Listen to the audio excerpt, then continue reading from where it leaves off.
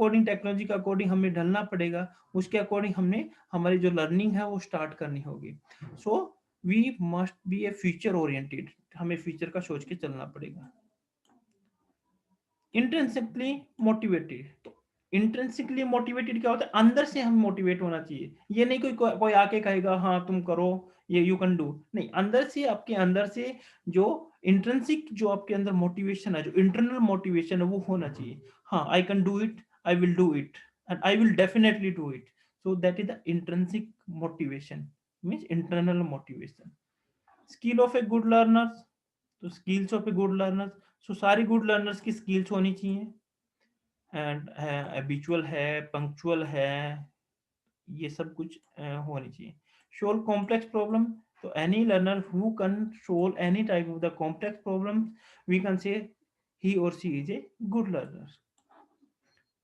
Then make connection between the present and the future opportunities, then it is necessary, because we must be aware about the future opportunities. So due to on the basis of the future opportunity, we make the connection our current learning with the future opportunity. What we are learning today, it is beneficial for the future. There is a connection between the future opportunity and our current learning. So a student must be and identify the needs of the hour, means आज के दिन किस चीज की जरूरत है वो identify करना जरूरी है। थिंक क्रिटिकली रिफ्लेक्टिवली, जो स्टूडेंट थिंक क्रिटिकली सोचता है, रिफ्लेक्टिवली होता है, एक स्टडी को लेकर रिफ्लेक्टिव है फ्यूचर के लिए, सो ये सारे characteristic it all reflect the एक गुड लर्नर। सो इनमें से देख लेना, ऑप्शन आ सकते हैं यूजीसी नेट एग्जाम में कि इनमें से कौन सा एक गुड लर्नर की करेक्टरिस्टिक्स नहीं है। तो ये सारे पॉइंट देखो, इनसे बाहर कुछ भी आ जाता है तो you can mark that as a right answer. So ये जब कंप्लीट हो जाएगा हमारा 1 वीक, उसके बाद मॉक टेस्ट है, वो हमें साइट पे अवेलेबल हो जाएंगे। उससे मॉक टेस्ट है, आप अपनी परफॉर्मेंस को चेक कर सकते हो कि आपको कितने मार्क्स गेन किए और कितनी आपकी लर्निंग हुई। तो मॉक टेस्ट मैं क्रिएट करूंगा, वो आपको ऑनलाइन, आप learnmitra.com पे जाओगे, कोर्स को, पेपर 1 के कोर्स को ज्वाइन करना, वहां पे अवेलेबल हो जाएगा। सो ये सारी करेक्टरिस्टिक्स ध्यान से पढ़ लेना। 2018 में भी क्वेश्चन आया था कॉमर्स में कि गुड लर्नर की करेक्टरिस्टिक्स कौन सी नहीं है इनमें से, तो 4 ऑप्शन थे, उसमें से एक गलती। तो ये सारी आप पढ़ लेना, विच करेक्टरिस्टिक्स एक good learner must have. Then the characteristics of a good teacher, या which factors affecting a good teaching. So कौन कौन सी जो फैक्टर्स हैं जो एक टीचिंग को अफेक्ट करते हैं।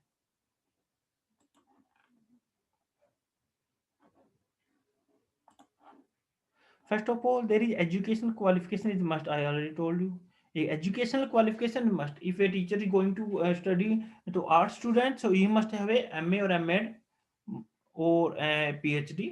So a teacher must have a domain knowledge. Mean जिस सब्जेक्ट में वो पढ़ाने जा रहा है उस सब्जेक्ट की नॉलेज होनी चाहिए। ये नहीं कि कोई भी क्वालिफिकेशन हो, मान लो कोई साइंस का टीचर कॉमर्स वालों को पढ़ाने आ जाए, नहीं, qualification must be in the relevant domain. तो ये ध्यान रखना है। Skill is required. Many types of the teachers who are teaching in the various colleges, they don't have a good skill to teaching, but even all they are the teacher, so somehow they are compromise their teaching profession with the students. So what main skills a teacher must have? Communication skill, taking teaching aids, कि किस तरह की teaching ads हैं वो लेता है, चौक board का use करता है या स्मार्ट लर्निंग करता है या बोर्डल्स वगैरह, प्रोजेक्ट्स वगैरह, या किस चीज की वो एड्स है, टीचिंग एड्स को यूज करता है। Then techniques of the teaching, what techniques the teacher are adopting, is a demonstrative technique और इंस्ट्रक्शनल टेक्निक्स और डेमो टेक्निक और project technique or smart class techniques. So there are many techniques. So which type of the techniques is teacher using? Method of teaching, what type of the method teaching adopting? It is a rote learning, or it is a reflective learning, or a fact based learning, or it is a past study based method. So there are many methods where the teacher can use in the classroom. So a teacher, a smart teacher, use the smart method of teaching so that a greater learning can be imparted in the students. So the human relation skill, then human relation skill is required कि what a teacher and what type of a relation a teacher must need to maintain with the students. So human behavior and human relations with the student is more important in the skills. So these all are the skills are required in a good teacher for become a good teacher. तो ये आप याद कर लेना जितने भी characteristics हैं. तो क्वेश्चंस इनमें से भी आ सकता है सर जो. तो पहला जो ऊपर बताया था मैंने, सेकंड ये यूजीसी नेट में क्वेश्चन बन सकता है कि which skills a teacher having in their class. And ये भी आ सकता है which skills a teacher is not having in from the following. So ये एक क्वेश्चन आपका बन सकता है यूजीसी नेट का. तो ये भी आप देख लेना. कम्युनिकेशन स्किल, टीचिंग तो एंड. फिर लास्ट वाला आपने क्वेश्चन बोला, उसका फिर आंसर क्या फिल करेंगे? किसका? जो अभी आपने अभी लेटेस्ट बोला ना क्वेश्चन. ओके, इसमें जो स्किल्स में. हाँ, आपने विच हैव नॉट वाला बोला जो, हाँ, इसमें से कोई उसमें इनके क्या अलावा था? कोई और ऑप्शन आ जाए. इनके अलावा कोई भी आपको ऑप्शन दिखे जो आप इनके अलावा जो आपने पढ़ नहीं रखा है, या कुछ भी स्किल दे सकते हैं. मान लो उन्होंने लर्निंग स्किल दे दी तो वो इसमें नहीं है, तो वो राइट आंसर हो जाएगा. Which skill is not in this the part of the teacher skill. In 5 skills के अंदर से out of the 5 skills whenever any option is comes in exam that will be the right answer. इनके अलावा कोई और option होगा वो skill नहीं है, क्योंकि आपने पढ़ रखी है 5 स्किल है ये. ओके, अभी भी डाउट है कुछ? Do continue. क्या?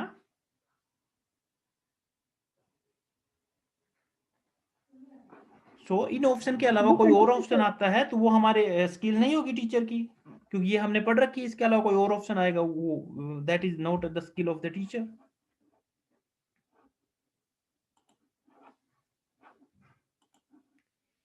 Then next come the experience of a teacher. It is a must. Without experience, nobody can teach the student in a better way. So to teach the student before going to the teach the student, we must study and read out the facts and the information, even the topic. So experience is required. So after the increasing teaching experience, teacher learn many new things in the teaching experience, which he can employ in the next time teaching. So first a teacher may not affect the student, but after 5 year teaching, a teacher can more effective to the students. He can teach the student in a better way, and we can impart a valuable knowledge in the students. So experience के इसके साथ साथ learning भी आती है, और एक techniques हैं वो सीख जाता है टीचर. एक स्किल्स हैं वो आ जाती हैं टाइम के साथ. तो एक experience teacher can teach the better than an experience person, an experience teacher. So experience is required. Then classroom environment is must. Classroom में कोई सीटिंग अरेंजमेंट सही नहीं है, प्रॉपर लाइटिंग नहीं है, ब्लैक बोर्ड नहीं है, कोई और भी टीचिंग एड्स नहीं है टीचर्स के लिए, चौक नहीं है, या कुछ भी नहीं है, तो वो क्या है, क्लासरूम इन्वायरमेंट वो अफेक्ट करता है टीचिंग को. दिस इन्वायरमेंट इज, या डिस्टर्बेंस है, बहुत ज्यादा बच्चे शोर कर रहे हैं, तो वहाँ पे classroom environment is not a better and comfortable to teach the students. So this environment made both by the teacher and the students. So without the both active participant in education, teaching never effects. So if the concentrative lives in the classroom and the student listen teacher's voice, and the teacher also cares the activity of teacher doing interacting with students. So mere giving the lecture in the class and then go from the class is not a teaching. In this there must be a two-way communication. So two-way communication means a teacher must ask some question from the student, and student must listen the carefully and the give answer in actively. So the teacher and the students participation is required. Both of the participation are required. That make a classroom environment as a learning environment. Then economic factor. So economic factor more important. Even salary of a teacher affect on his thinking level. If a poor and a low salary teacher can uh, the motivation of the low salary teacher is not so effective that he can just teach the student effectively. So he can just do only only that work for which he is getting the salary. So poor and rich student also classify economically, and sometimes these factors can affect on effective teaching.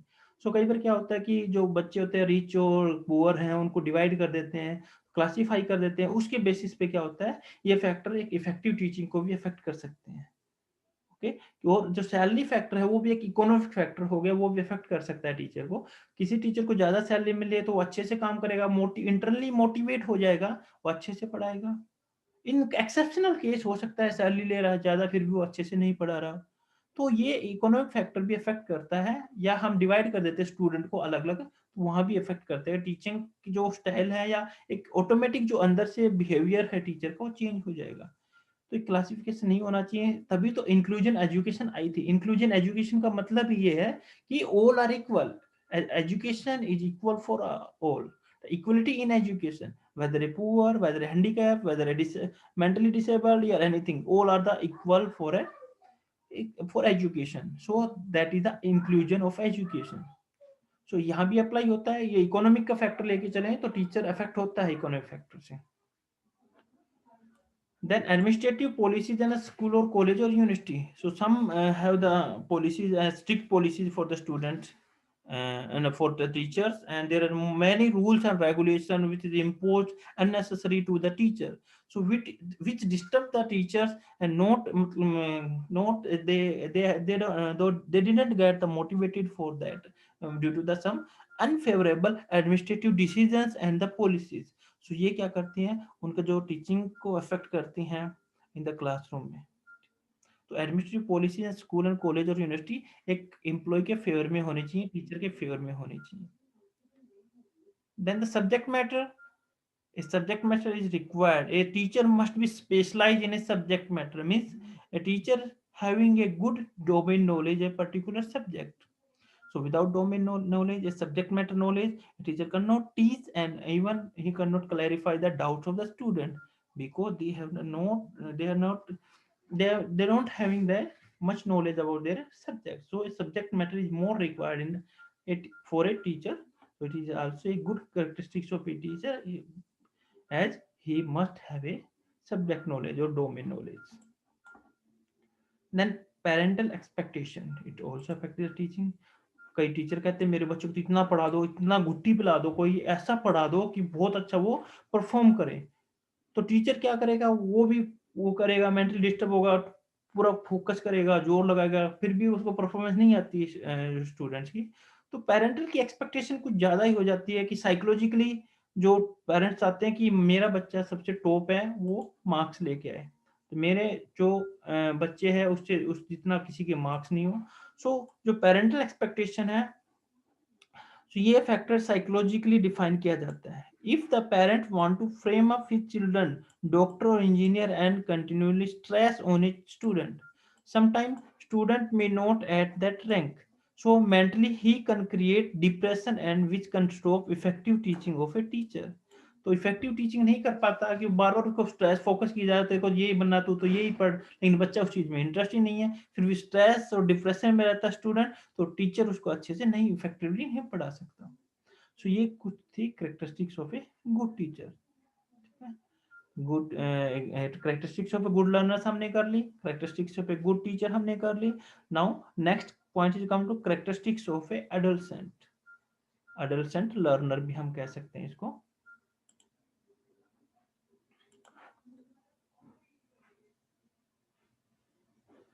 So what are the main जो characteristics of a adolescent? Okay, so in this the first is a period of the rapid physical biological changes has psychological repercussions too. So the growth of the pelvis bone, the filling out of the breast, growing in the size and sensitivity of the genitalia, growing of the public and axillary hair, deepening of the voice, accent, and the menarche are the main physical and the biological development in girls which make them the confused and the apprehensive.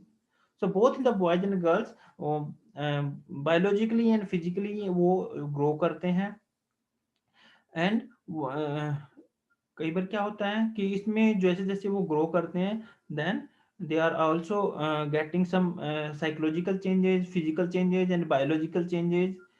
So which leads them to learn the changes, what the changes is, they are inheriting in their body, so they can know and they can learn about that thing.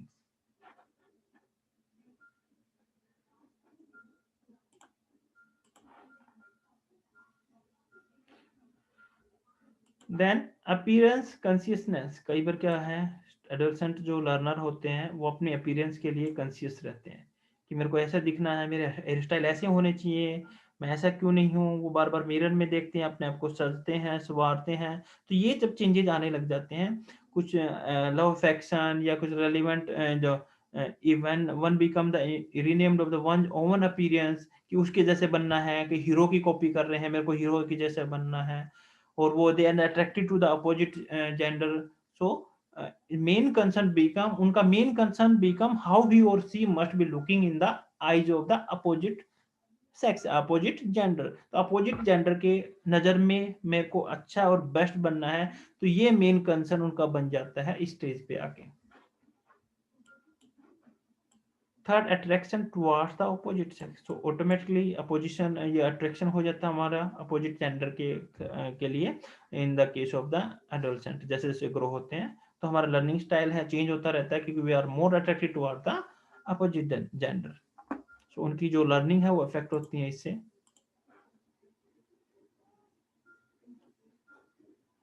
Then cognitive development. So what is the cognitive development? Cognitive is related to the mind, to the memory, to the mental ability. So adolescent is the stage when a person attains maturity in physical development in respect of the sexual behavior and also cognitively. So from year 11 onwards, gene Piaget. तो ये ध्यान रखना, ये बहुत बार exam में, ये state में भी आता है, इसकी थ्योरी है, सी टेट में भी आती है और यूजीसी नेट में भी इसमें आता है।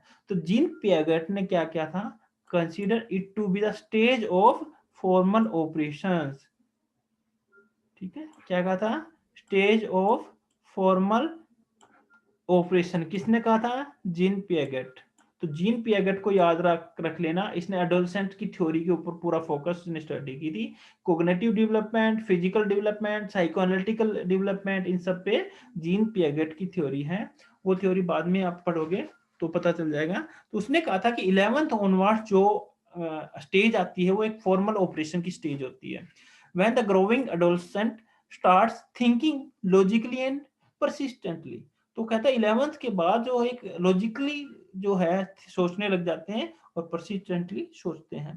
तो ये जीन पियागेट का मानना है कि 11th के बाद एक स्टेज ऑफ फॉर्मल ऑपरेशन होती है। तो ये याद रख लेना, और ये बहुत बार आता है जीन पियागेट का। तो एक आपका यहाँ से बन जाएगा क्वेश्चन।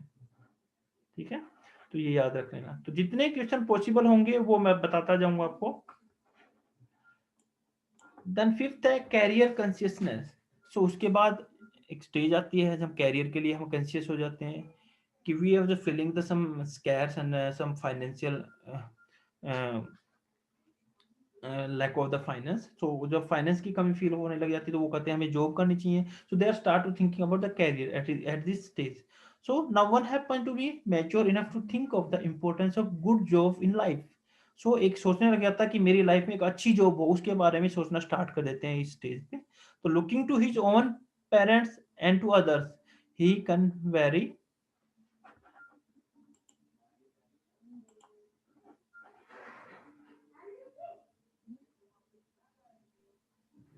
Gene Piaget.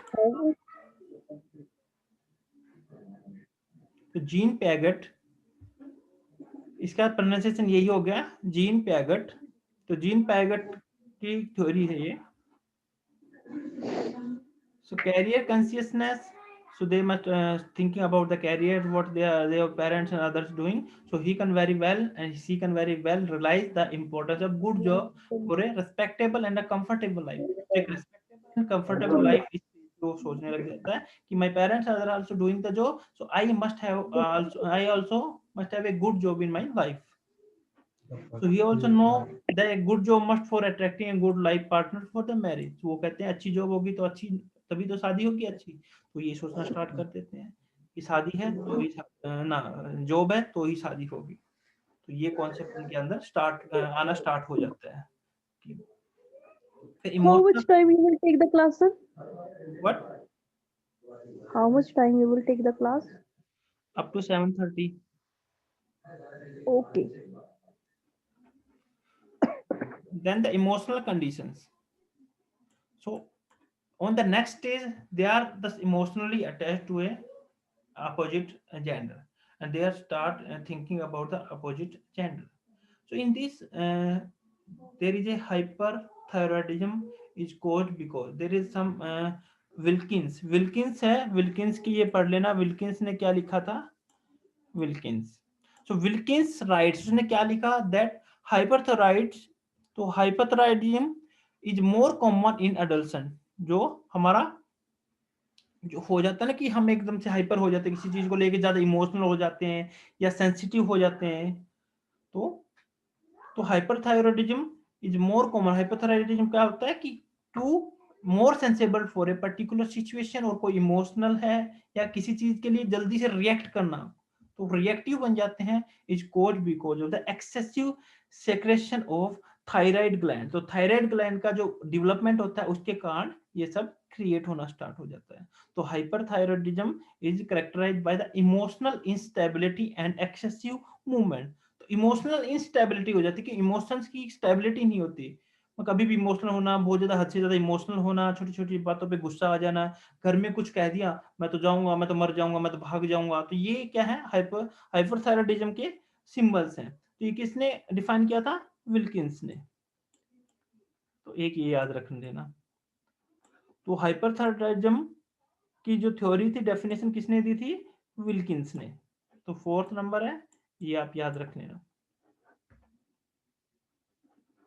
तो वो जल्दी एग्रेसिव हो जाते हैं. कोई होता है ये मेरी गर्लफ्रेंड है, ये मेरा बॉयफ्रेंड है, इसको नहीं छेड़ोगे, तो वो एग्रेसिव हो जाते हैं, मार धाड़ कर लेते हैं, पिटाई करने लगते हैं. कॉलेज में कहते हैं मैं लीडर हूँ, कॉलेज में लीडर मैं बनूंगा. तो ये क्या है? ये सब इमोशनल कंडीशंस आ जाती हैं, अपने आप को एक दूसरे से बेटर दिखाना and to react something in a quickly, किसी चीज के लिए बहुत ज्यादा जल्दी रिएक्ट करना.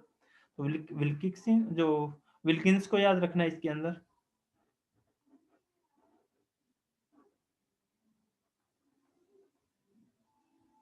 फ्लाइट ऑन इमेजिनेशन, मतलब सपनों की दुनिया में उड़ते हैं, सपने लेते हैं स्टेज पे बहुत ज्यादा, कि लिमिटेशन से बाहर, मतलब जो हाथ में नहीं होता, मैं तो चांद तारे तोड़ के ले आऊं तेरे लिए, मैं तो ये कर दूंगा, वो कर दूंगा. तो ये क्या है? इमेजिनेशन है, वो एडल्ट में एक डे ड्रीमर की तरह होती है, कि दिन में सपने देखना. और जरूरी नहीं कि वो दिन में सपने देखता है. और an escapist lodging himself in the phantasmagoria. मतलब फंटास्मगोरिया क्या होता है? कि अपने आप को खो जाना सपनों की दुनिया में, मतलब एक इमेजिनेशन में, which is not the real and which is not existed in the world. So वो एक creativity, creation of the own fancy होता है, खुद की बनावटी दुनिया होती है जिसमें वो खो जाता है, और may turn him into a creative artist. So to imagine of the good thing of a ideal or target is essential for the upliftment of a person, provided a touch with the hard realities of the world is not lost. हाँ, लेकिन वो reality से है भी, मैं ये achieve करूंगा, उसके सपने देखना कोई गलत नहीं है. He can uplift a person, he can motivate the person if the dreams is connected with the real life, then it is not hard to get that dreams, and to achieve that dreams it will not lost. Then hero worship, अपने आप को hero समझने लग जाते हैं. Some living character may be some hero of a screen, or a member of his peer group, or someone among the acquaintances or the family may have the quote in the imagination of the adolescent, and he start emulating him keenly. ये कई बार hero worship आती है ना, कि मैं hero हूँ, मैं hero हूँ, मेरे जैसा कुछ नहीं है. लड़ाई देख ली हीरो की, तो अपने आप को हीरो के बराबर समझता है. हीरो कोई भी हो सकता है, एक स्क्रीन का हीरो हो सकता है, या कोई पीर ग्रुप का मेंबर हो सकता है, कि मैं उस मेंबर का हेड बनूंगा, या फैमिली का मेरी ही चले फैमिली के अंदर मैं सबका हेड हूँ. तो अपने आप को एक लीड पॉइंट में रखना, एक लीड रोल में रखना, कि अपने आप को सबसे ऊपर रखना. वो हीरो वाले जो हैं, उसके अंदर फहम आ जाता है कि मैं हीरो हूँ, सब कुछ मेरे अंडर ही है, मैं डॉन हूँ पूरी दुनिया का. तो हीरो वर्शिप वाला ये इसके अंदर वो आ जाता है एडल्सेंस में. देन हॉबीज, हॉबी चेंज हो जाती है, तो many of the attracted toward the sports, some take the hobbies of the lawn tennis, and we consider other taking the indoor games, outdoor games. Some make the other may opt to be the cricketers or the hockey players. Girls especially may choose the knitting, sewing, and embroidery work, and so on. But now the uh, situation are change, all are the equal. तो sports में girls भी जाती हैं, cricket में girls भी खेलती हैं, तो ये सब चेंज हो गया। Hero worship and others and also the factors influencing the choice of hobby. तो ये सारे फैक्टर्स जो अफेक्ट करते हैं एक चॉइस, हॉबी की चॉइस की वो क्या करना है। तो इसकी स्टार्टिंग में हम कुछ खेलते हैं तो हमारा इंटरेस्ट बन जाता है, हमारी हॉबी है वो क्या बन जाती है कि चॉइस बन जाती है, तो वो हमें आगे तक ले जाती है। Then sex role identity. So girls have their identity in the choice of the play. So in the choice of their companions and also in the way they behave. A distinct identity of the sex may be marked in the selection of the dresses of the other items to wear. So their identity leads them to select the dresses and other items to wear, which is specially made for that their gender. So they act and react as per according their role identity.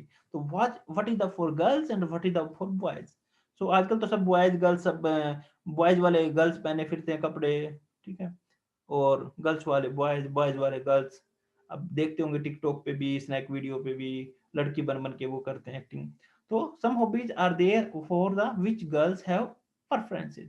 For example, fine needle or embroidery work is generally liked by the girls only, and hard gymnastic exercise or some rigorous games are liked by the male youth only. But now the time girls also this actively participate in the gymnastic gym में जाती हैं, and others sports में, वो cricket हो चाहे other में, तो girls भी आज के दिन हर एक्टिविटीज में आ गए हैं। सो लेकिन एक रोल आइडेंटिटी की बात है यहाँ पे कि what the girls are choose as per according their role identity, मेरे लिए क्या बना है, what is the perfect and what the girls must have. तो गांव में क्या होता है, गर्ल्स है इसके लिए तो शादी करनी है, शादी करके बस भेज देना है, तो एक वो रोल आइडेंटिटी हो जाती है। Then impact of the peer group is the strongest. एक है मैं है पीयर ग्रुप है मेरा, कि साथ मेरे साथी हैं, फ्रेंड्स हैं, साथी कंपेनियंस हैं, एक्वेंटेंसीज हैं। तो ये कहते हैं कि जो एक ग्रुप है वो इन्फ्लुएंस कर सकता है किसी को भी। एक ग्रुप है, मेरा ग्रुप में सबके पास गाड़ी होगी, वो कहेगा सबके पास गाड़ी है मेरे पास नहीं है, सबके पास फोन आ गए मेरे पास फोन नहीं है, सबके पास बाइसिकल है मेरे पास क्यों नहीं है। तो the child greatest reward is the praise for his behaviour by the parents, and the severest punishment is the withdrawal of the parental affection. So सबसे ज्यादा जो उसके लिए पनिशमेंट क्या है बच्चे का, कि बच्चे के प्रति अफेक्शन या अटेंशन खींच लेना। तो आज के दिन सबसे ज्यादा बच्चों के साथ क्या हो रहा है कि पेरेंट्स हैं फोन में, मोबाइल में लग जाते हैं, अदर एक्टिविटीज में लग जाते हैं, बच्चा बेचारा अकेला होता है, तो वो क्या है उसकी एक्टिविटीज या वो डेवलप नहीं हो सकता, मेंटली डेवलप नहीं हो पाता है, और अदर एक्टिविटीज में गलत तरीकों में वो फंस जाता है कि because parent are not just giving some affection attention to the student. So ये भी एक सबसे बड़ा पनिशमेंट होता है बच्चों के लिए। इम्पैक्ट तो ये है, पीयर ग्रुप का इम्पैक्ट वो जरूर पड़ता है। एक हमारी कंपनी कैसी है, हमारा ग्रुप कैसा है, हमारे ग्रुप में ड्रिंक या स्मोकिंग करते हैं, हम उसमें रहते हैं, तो थोड़े दिनों बाद हम भी स्मोकिंग करने लग जाएंगे। तो ये एक, कई बार क्या होता है कि हम एक पढ़ने वाले बच्चों के ग्रुप में हैं, कोई आईएएस बन गया, कोई कुछ बन गया, कोई, तो उसमें हम भी एक अच्छे लेवल पे पहुंच जाते हैं। तो डिपेंड करता है हमारा ग्रुप पे, हमारी कंपनी कैसी है, पेरेंट्स का बिहेवियर कैसा है। वो पेरेंट का बिहेवियर, वो भी हमारा पीयर ग्रुप है, पीयर ग्रुप में आसपास जो रहते हैं हमारे फैमिली, फ्रेंड्स, रिलेटिव्स, तो उससे इन्फ्लुएंस एक बच्चा होता है अगर उनके अंदर रहता है। तो जैसी हैबिट या जैसा बिहेवियर, जैसा माहौल फैमिली के अंदर फ्रेंड्स के बीच में होगा, the same things will be get by the student और लर्नर। तो इस केस में he can not tolerate the isolation from the peer of his who happen to be very close to him. तो वो एक पीयर ग्रुप से जो एक अगर क्लोज उसको दूर किया कर दिया जाए, तो he can not tolerate the isolation from that group. So the peer group is a more important to grow a learner.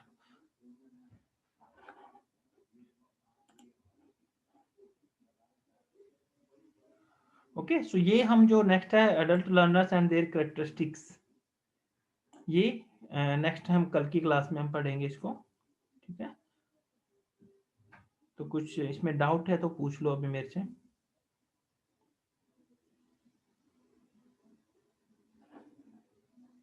अभी मीटिंग भी 2 मिनट्स बाद ऑटोमेटिक ये फिनिश हो जाएगी।